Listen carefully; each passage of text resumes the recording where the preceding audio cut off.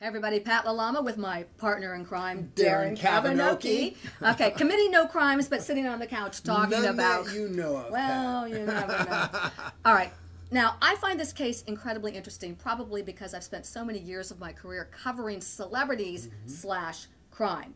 Now, this is about Spike Lee, who didn't commit a crime that we know of. During the impassioned height of the George Zimmerman trial, he receives a tweet from somebody. He says, hey, Spike. Spike. And the tweet is, hey, here's George Zimmerman's address in Sanford, Florida. Well, Spike, not thinking clearly, retweets it out to 250,000 of his followers. So what happens? At this address in Sanford, Florida, there's the angry mob. And the people who live in the house have nothing to do with George Zimmerman. It was the wrong name, the wrong address, an elderly couple whose lives are upended by this. Now, to his credit, Spike Lee calls them, apologizes, and tells Oprah, boy, that was stupid, okay? Gotta give him that, okay? It was in my anger that I did this. Well, he gave the couple $10,000. Case closed? No. Just this Just week, getting started. Just getting started. The couple says, wait a minute, not good enough.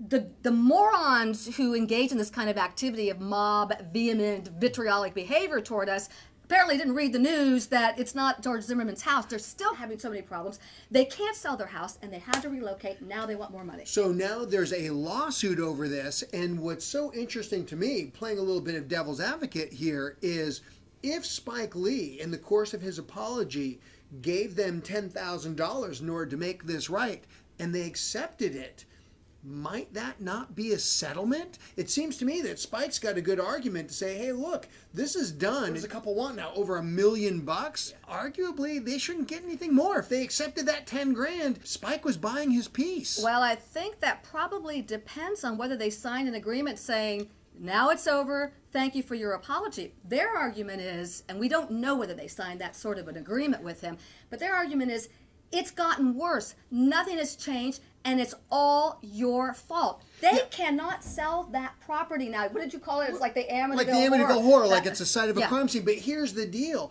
Even if it's gotten worse, the whole point of a legal settlement, if there's like a legal nugget for everybody to walk away with here, is that everybody, when you settle a case, people give up the right to claim future money in exchange for money now. And so you take the risk that, hey, it's getting worse, but that's what you bargained for when you took his 10 grand. And if you wanted to sue him for $1 million bucks, you should have done it then, shouldn't have taken the money. I think their argument would be we had no idea it was going to get this far, and we will be talking about this one in the future, like we do so many other cases on the Crime Couch. I'm Pat LaLama for my good friend and partner in crime, Darren Kavanoki, for Crime Feed on Investigation Discovery.